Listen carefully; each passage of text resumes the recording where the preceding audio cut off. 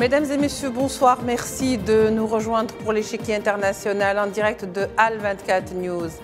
Gaza, où le drame en continue après s'en être pris à l'hôpital Shifa et lâcher leurs chiens sur les corps des martyrs, enfants et adultes sans distinction, les forces de l'armée sioniste tentent de faire croire que le bombardement de l'hôpital est leur dernier rempart à abattre avant de crier victoire. Mais hélas pour eux, ils se sont fait prendre à leur propre piège et l'hôpital n'est pas Gaza et Gaza n'est pas l'hôpital Shifa, même s'il en constitue une pièce maîtresse. Et s'il faut s'offusquer, c'est bien par le fait de voir un hôpital pris pour cible sans aucune vergogne par l'entité sioniste en pensant accomplir des prouesses. Le transfert ou la déportation par les bombes de la population palestinienne vers le sud cache de grands enjeux, y compris la fameuse route de Ben Gurion, comme ils aiment l'appeler, consistant à créer un corridor parallèle au canal de Suez reliant la Chine à l'Europe à travers Gaza. Par ailleurs, des diplomates français choisissant la discrétion ont signé une lettre collective adressée au Quai d'Orsay pour dénoncer l'attitude du président Macron face à la guerre contre Gaza, publié le magazine, ou ce qu'a publié le magazine français Le Figaro. Tout de suite, le débat.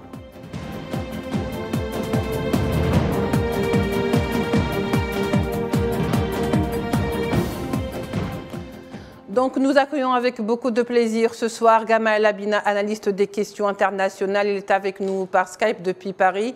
Gamal, bonsoir et merci d'avoir accepté notre invitation. Oui, bonsoir et merci pour l'invitation. Et bien sûr, Taoufik Hasni, professeur à l'Institut algérien de pétrole, spécialiste de la transition énergétique. Il est avec nous par téléphone. Taoufik Hasni, bonsoir, merci de nous rejoindre. Bonsoir et merci aussi pour l'invitation. Alors pour commencer, Gamal Labina, les Palestiniens à Gaza enterrent leurs morts et leurs martyrs dans la cour même de l'hôpital.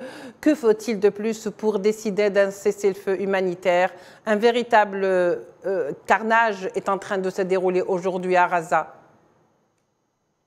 Simplement, la question qui se pose, c'est est-ce qu'il y aura un cessez-le-feu et est-ce qu'il y a une volonté de la part des États-Unis, puisque c'est de leur d'ordre, de faire un cessez-le-feu. Alors, pas humanitaire, parce que humanitaire, ça voudrait dire qu'on arrête provisoirement pour tuer à nouveau et massacrer les populations sans défense. Là, la question qui se pose aujourd'hui, c'est de savoir comment faire pour faire pression effectivement sur l'antisioniste et que les États-Unis, qui ne sont vraiment pas dans le bon rôle pour le coup, fassent en sorte d'arrêter ce bain de sang. Parce qu'il y a une guerre entre une armée suréquipée, hyper puissante, équipée en plus par la plus grande puissance militaire mondiale que sont les États-Unis, et un peuple qui a une guérilla.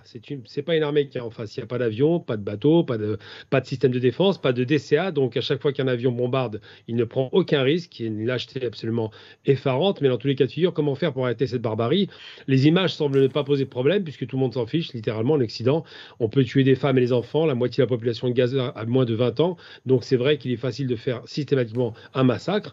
Et de l'autre côté, il ne faut pas oublier le fait que les autorités sionistes disent que les Arabes sont les animaux et que les Palestiniens sont les animaux. Donc, un animal n'ayant pas de droit, on peut faire ce qu'on veut. Donc, comment faire pour arrêter cela? Eh bien, il faudrait effectivement, alors je vois l'échec de la Ligue arabe, que tous les pays du Sud, pas seulement les Ligues arabes, mais les pays du Sud qui ont une conscience qui s'oppose à ce fameux Nord global, qu'on peut appeler comme ça, que ces pays du Sud se mettent d'accord pour stopper toute livraison de gaz, de pétrole et tout commerce possible avec l'Occident pour faire pression sur les États-Unis qui fera pression sur son petit enfant chéri qu'on appelle Israël. Donc c'est ça qu'il faut faire. Il n'y a pas d'autre moyen, c'est faire pression économique comme en 73, quand il y a eu la guerre de 73, où effectivement l'Occident, qui comprend très bien le langage du porte-monnaie, finit par tirer la laisse de ces chiens enragés qui est à la tête de l'État sioniste, qui est un homme raciste d'extrême droite, qui continuera à tuer tant qu'il ne sera pas stoppé. Oui, très bien, Gamal. Alors, Taoufik Hasni, de plus en plus, on parle des bombardements à Gaza, de plus en plus, on parle des enjeux. Qu'est-ce qui se cache? Pourquoi veut-on déporter par la force et transférer des populations entières vers le sud de Gaza? Et bien sûr, la réponse émerge à chaque fois. On parle tout le temps du gaz offshore qui aurait été donc l'une des raisons de cette déportation. Qu'en pensez-vous, Hasni? Je pense qu'effectivement, ceci n'est qu'un argument. Mais l'argument principal, vous avez commencé à le citer dans votre présentation en parlant du projet du fameux canal Ben Gurion. En fait, il faut éviter d'être réducteur.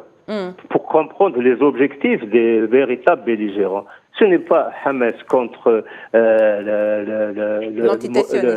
je dirais Israël, mais c'est beaucoup plus en fait ce à quoi nous assistons aujourd'hui. C'est un affrontement entre le G7 et les BRICS qui en fait reproduisent la guerre en Ukraine. Si on comprend bien les similitudes, les deux acteurs qui agissent en procuration contre la volonté de leur peuple, c'est Zelensky pour l'Ukraine et Netanyahou pour Israël. Dans les deux cas, le commanditaire, c'est les USA.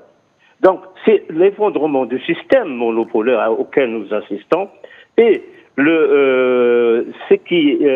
l'argument repris par Netanyahou, je le passerai rapidement sur la dimension religieuse qui veut fonder l'existence d'Israël, légitimer l'existence d'Israël en Palestine, alors que il y a eu là une réaction récente d'un représentant palestinien, pas plus tard qu'aujourd'hui, qui répondait à un général israélien qui disait il faudrait que les Arabes de Palestine soient acceptés par l'Europe. La réponse a été la suivante. Écoutez, les Palestiniens ne sont pas des Arabes. C'est effectivement des Philistins qui étaient 2000 ans avant Jésus-Christ, avant l'arrivée des Hébreux. Et dans ce cadre-là, c'est tout un argumentaire que Netanyahou a voulu développer pour avoir l'appui du G7. Et l'autre élément, c'était naturellement le projet du canal Ben Gurion qui devait permettre au G7 de pouvoir concurrencer la route de la soie en créant le lien Israël-Palestine. C'est l'équivalent de l'Afghanistan. C'est le passage commercial. Et à ce moment-là, ça permettait au G7 de pouvoir accéder en Asie, plus précisément en Inde, qui est intégré en fait le G7. Donc, ceci pour pouvoir maintenir un appui du G7 pour lui permettre de continuer sa sale guerre. La guerre qu'il a perdue. Le 7 octobre, cette guerre est perdue. Je vais juste vous donner une anecdote. Est-ce que vous savez que la situation de Gaza aujourd'hui, c'est l'équivalent de Fallujah lorsque tous les pays de l'OTAN et de la Russie ont essayé de détruire. Pendant 8 mois, ils n'ont pas pu y arriver. Donc, Israël n'arrivera jamais à pouvoir vaincre le Hamas. Et naturellement, le poids de cette résistance se traduit par un nombre de morts qui est important.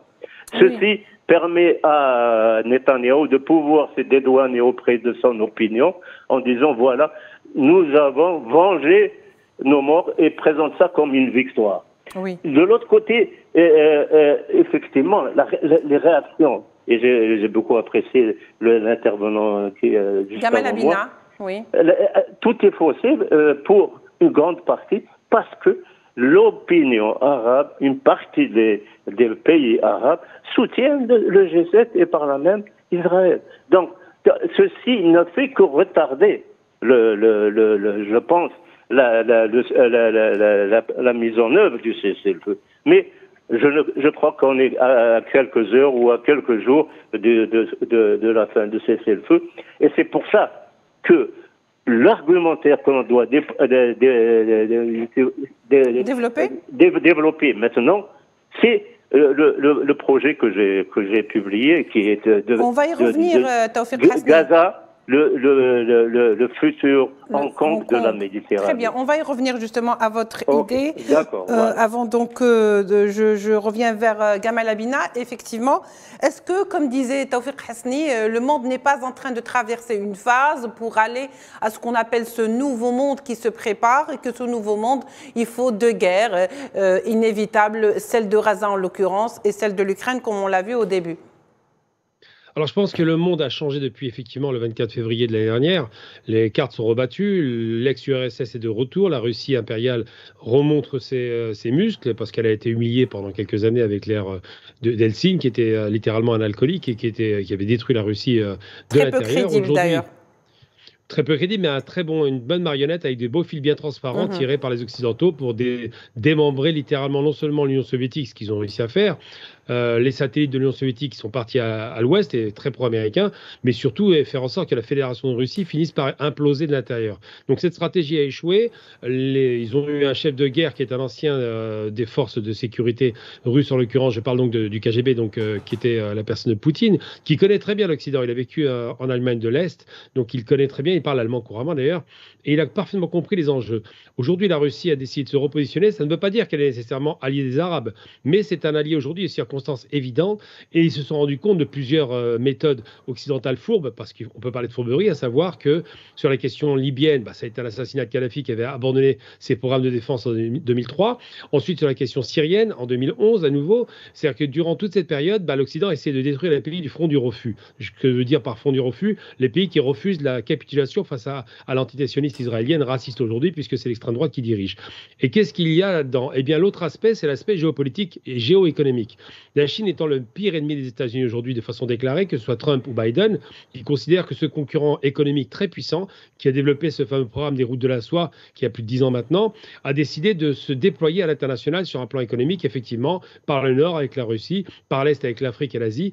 Et toutes ces régions-là sont littéralement sur le chemin du développement de la Chine. La Chine qui donc est un partenaire pour certains pays et qui est un concurrent pour l'Occident, puisque c'est le plus grand concurrent.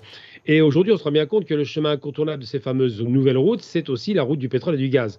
Le Moyen-Orient regorge, mais on a découvert au large de Gaza, au large de la Palestine, parce qu'une fois de plus, c'est une terre arabe qui est occupée, du gaz en grande quantité, dont le fameux Léviathan, pour lequel, d'ailleurs, je tiens à le rappeler, 30 milliards de mètres cubes.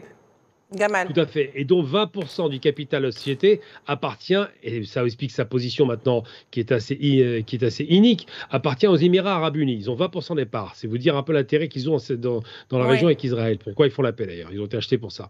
Et bien ça pour vous dire qu'effectivement, il y a ces rêves de faire à la fois concurrence à la Chine sur ces fameuses routes de la soie, ces nouvelles routes, et à la fois casser la possibilité que les Chinois puissent avoir une influence géoéconomique et géo-gazière et pétrolière. Qu'est-ce que je veux dire par là? C'est qu'aujourd'hui, la Chine, effectivement, on essaie d'ailleurs même de disqualifier l'Égypte, parce qu'ils veulent faire un nouveau canal, effectivement, vous l'avez évoqué, et dans ce rêve, ils voudraient, c'est le plan qui est de 67, il a 56 ans, ce plan, ils voudraient, je parle de l'État sioniste, évacuer et déporter, on peut parler de déportation, oui, ou épurer ethniquement la bande de Gaza. Ils ont essayé de l'envoyer en Égypte. Alors, les Égyptiens ont un accord de paix inique avec Israël, c'est vrai, mais en même temps, on a parfaitement compris la méthode. Ils voulaient faire une nouvelle Nakba, comme ça, ils récupèrent toute la bande de Gaza et toute la bande côtière et l'exploitation du gaz qui devait profiter aux Palestiniens. Donc ça, c'est le premier aspect. Ensuite, il y avait aussi un plan pour la Cisjordanie où ils devaient évacuer de force tous les Palestiniens de Cisjordanie pour faire en sorte que ce qu'ils appellent la Judée-Samarie soit judaïsée, donc épurée ethniquement, encore une fois, et religieusement, et déporter ces Palestiniens. Je parle bien de déportation. Vers la Jordanie. Faut utiliser des termes à dessein. Ils font beaucoup actuellement de points Goldwyn pour nous faire croire qu'on est des néo-nazis, je parle des Arabes, mais eux, par contre, pratiquent parfaitement les méthodes de déportation. Oui. Ils voulaient déporter les populations vers la Jordanie, quitte à faire un coup d'État à l'homme qui a signé en 94, enfin le père du moins, qui a signé en 94 l'accord de paix avec Israël, qui était donc Hussein de Jordanie. Donc il s'apprêtait même à faire un coup d'État à Abdallah parce qu'effectivement, il voulait déporter. Donc Abdallah aussi a prévenu que s'il y avait une tentative de déportation, il fera la guerre à Israël. Donc c'est vous dire qu'aujourd'hui, il y a un chamboulement, et c'est bien, votre intervenant le rappelle, le 7 octobre, au moment anniversaire des 50 ans de la guerre victorieuse des Arabes en 73 face à Israël, eh bien cette date anniversaire a célébré une chose, c'est la fragilité, la fracturation, la mise au pilori de l'entité sioniste qui aujourd'hui est en panique parce qu'effectivement, de dire que c'était les meilleures agences de renseignement au monde, ça n'est plus le cas. De dire qu'ils avaient les meilleures sécurités au monde de services de renseignement et de services de sécurité du mur et technologique, ça n'est plus le cas. De dire qu'ils avaient l'armée la surpuissante qui devait faire peur à tout le monde, elle a été mise en échec dès le premier jour. Et aujourd'hui, elle tue les civils, ce qui est très facile, mais elle n'arrive pas à faire face aux combattants. Pas seulement du Hamas, parce qu'on parle du Hamas, mais toutes les factions palestiniennes actuellement sont en train de combattre. Et d'ailleurs, je tiens à rendre hommage à Het Hamimi, que j'ai eu la chance de rencontrer sur Paris, qui actuellement est dans les jaunes israéliennes, parce qu'effectivement, elle paye le courage d'une femme qui ne baisse pas la tête face à la barbarie de cet État raciste aujourd'hui. Alors, très bien, vous avez très bien fait de le dire. D'ailleurs, il y a des thèses, Gamal Abina, qui disent que de toute façon, les États-Unis ne veulent pas en découdre avec le roi de Jordanie, puisqu'ils en ont encore besoin, et qu'il y a un plan qui se prépare, justement, pour Gaza, pour rentrer dans le nouveau monde, un nouveau monde, bien sûr, mais pas avec l'ancien système d'Israël qui commence vraiment à peser sur la région. Je ne sais pas qu'est-ce que ça vaut tout ça, mais en tous les cas, c'est un thème qui serait intéressant à débattre. Tawfiq Hasni, alors vous avez écrit quand même sur ces velléités ou sur ces convoitises de ce, de ce qu'on appelle ce gaz qu'on a découvert, ce gisement offshore, alors qui comporterait 30 milliards de mètres cubes de gaz au large de Gaza. Et vous avez qualifié ce gisement, ou si vous voulez, où vous êtes un petit peu projeté dans l'avenir, vous avez parlé de Gaza comme étant le nouveau Hong Kong de la Méditerranée. Est-ce que c'est réellement aussi une des raisons pour laquelle aujourd'hui les Gazaouis se voient donc déclarer la guerre par l'entité sioniste? Il est évident qu'effectivement, la part de ce gaz dans un avenir qui reste assez incertain pour assurer la sécurité énergétique des pays consommateurs principalement. Mais ce que je voulais faire comprendre, c'est que c'est d'abord une position géopolitique importante. Mais cette partie du Moyen-Orient, elle est à comparer avec l'Afghanistan qui voyait le passage de toutes les ressources énergétiques principales. Et le grand problème aussi de la route de la soie, c'est pouvoir trouver un passage qui permettrait aux grands navires à conteneurs qui sont très très grands, est-ce qu'ils peuvent le canal de Suez représenter parfois un certain risque. Aujourd'hui, ce que nous proposons, c'est que je reviens d'abord à une des contraintes qui est principale, qui a toujours été le frein à la création des deux États. Israël était prête à accepter les deux États, mais elle ne voulait absolument pas du retour des réfugiés palestiniens en Jordanie et au Liban. Ça représente 2 millions de personnes. Et c'est pour ça que nous disons qu'aujourd'hui, il faut que tous ceux qui ont contribué à faire ce génocide puissent payer la solution à cela. Et la solution à cela, ce que nous proposons, c'est qu'il y ait une bande de 20 km de large qui s'étend sur des 200 km qui vont de la Méditerranée à la mer Rouge, qui arriveront juste à la frontière d'Israël, Eilat. Et de l'autre côté, c'est la partie du Sinaï que l'Égypte accepterait de céder aux Palestiniens avec abandon de toutes les dettes qu'elle a auprès des pays qui ont contribué à créer ce problème. Mais M. Tawfiq Hasni, ça a été fait comme proposition. À la limite de cette frontière entre l'Égypte et la future Palestine, il y aura un canal qui fera les 200 km qui permettra de régler plus facilement l'objectif que veut faire Netanyahou, parce que celui-là sera une ligne droite qui traverse un désert qui ne posera aucun problème. Mais à la fin, c'est que la reconstruction de la bande de Gaza va nous permettre de créer... Hong Kong, c'est quoi? C'est un peu le pôle financier, le pôle commercial de ce que va être la route de la soie qui arriverait en Méditerranée. Et c'est pour ça que je l'appelle Hong Kong, c'est pour bien faire le lien entre cet objectif et l'objectif de la route de la soie. Et à ce moment-là, ce sera le développement de toute la région. Et même Israël, débarrassé du sionisme, mérite sa place dans cet ensemble-là. Oui, alors Tawfiq Hasni, permettez-moi quand même de ne pas trop... enfin, je ne sais pas, mais j'ai quelques réserves parce que là, on est en train de calculer, c'est comme si les Palestiniens n'existaient pas et qu'on pouvait les déporter un petit peu à gauche, un petit peu à droite, de temps en temps au centre. Je ne parle pas de déportation. Oui, oui. L'État palestinien reste tel quel. C'est celui sur lequel tout le monde est d'accord. Oui. On leur rajoute seulement 4000 km² pour leur permettre d'accueillir les 2 millions de Palestiniens qui sont réfugiés à l'étranger. Voilà. Alors, qu'est-ce que vous en pensez, Gamal Abina? Ah, je suis parfaitement opposé à ça. Moi, je pense qu'il faut revenir aux frontières, non pas de 67. Les frontières de 67, c'est les frontières de la défaite. Donc, c'est un fait accompli militaire que je conteste.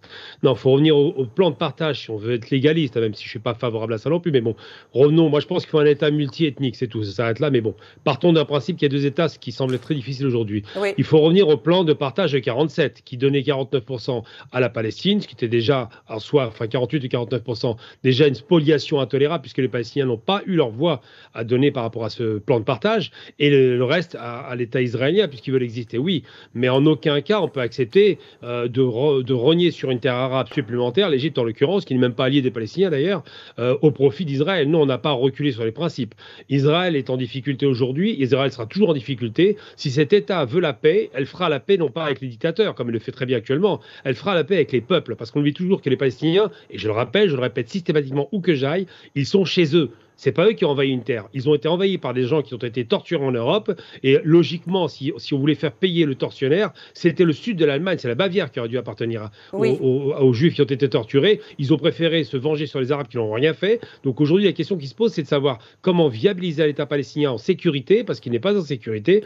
Comment faire en sorte qu'il n'utilise pas la monnaie du colon, le shekel, mais qu'il utilise sa propre monnaie, le dinar palestinien. Comment faire en sorte que ces frontières soient sûres, définies, et surtout qu'il n'y ait plus de guerre entre les peuples, parce que en réalité, je vous dis, pour être humaniste, allons sur l'humanisme. Je pense que le peuple israélien qui subit une propagande monumentale, qui est assénée à chaque fois de barbarie propagandiste, croit vraiment qu'on veut les tuer et les exterminer parce qu'ils l'ont été en Europe. Eh bien, il faudrait faire en sorte que ces peuples se parlent et que ces dirigeants racistes, je pèse mes mots, racistes, quand on dit qu'un homme est un animal, c'est qu'on est raciste. Et bien que ces dirigeants racistes, et c'est bientôt le cas, doivent être écartés. Netanyahou aujourd'hui est sur la sellette. On s'apprête à le virer. Le Parlement envisage une destitution. Oui, on est sur quelqu'un qui est disqualifié. Pour finir mon propos, qui est disqualifié, la Palestine doit rester une et indivisible. Et je pense sincèrement, moi, qu'il faut un État, comme en Afrique du Sud, multiethnique. On ne vire personne, on intègre tout le monde. Et absolument. Il y a de la place pour tout le monde, comme il y en avait d'ailleurs auparavant, avant 48. Tawfiq Hasni, oui, vous voulez juste réagir ? Oui. Non, cette option a toujours existé. C'était, rappelez-vous, la première option qui voulait qu'il y ait un seul État. Oui. Mais vous savez très bien que la puissance d'Israël était telle qu'il était impossible, puisque même les 2 États n'ont pas été retenus. Bédine a été assassiné pour cela. Donc, ce que je veux, moi, c'est qu'il faut certains compromis. Parce que le problème. Je pense que les Palestiniens ont fait beaucoup de compromis jusque-là. Voilà. Mais le problème est tellement complexe. Je pense qu'il n'y a plus de compromis à faire pour les Palestiniens. Et aujourd'hui, vous n'avez pas une puissance qui peut imposer. Là, c'est équilibré maintenant. On a accepté un monde multipolaire. Donc, ça veut dire que personne ne peut imposer ça. Il faut qu'il y ait un consensus. Et c'est pour cela que l'option que je propose, elle permet en fait de créer le lien entre la bande de Gaza et la Jordanie, puisqu'en passant, en contournant Israël, à la mer Rouge, on a le lien automatiquement avec la Jordanie. Oui, vous êtes très... vous cherchez effectivement, M. Tawfiq Hasni, justement des solutions. Effectivement, c'est ce qu'il faut. Peut-être il faut également examiner toutes les options, toutes les solutions envisageables. Voilà, mais il ne faut plus demander non plus aux Palestiniens de faire plus de concessions. S'il y a une partie qui doit faire des concessions, on la connaît très bien, c'est l'antitésioniste. Voilà. Non. Merci beaucoup. Et même l'Égypte ne devrait pas donner de son terrain. Ce n'est pas de l'aumône qu'on donne aux Palestiniens. C'est juste un bon retour des choses. Ils vont payer, voilà. Ils vont recevoir de l'argent pour ça. Oui, mais même ça, c'est pas très acceptable. Permettez-moi. Non, attendez. Vous savez, le grand problème de l'Égypte,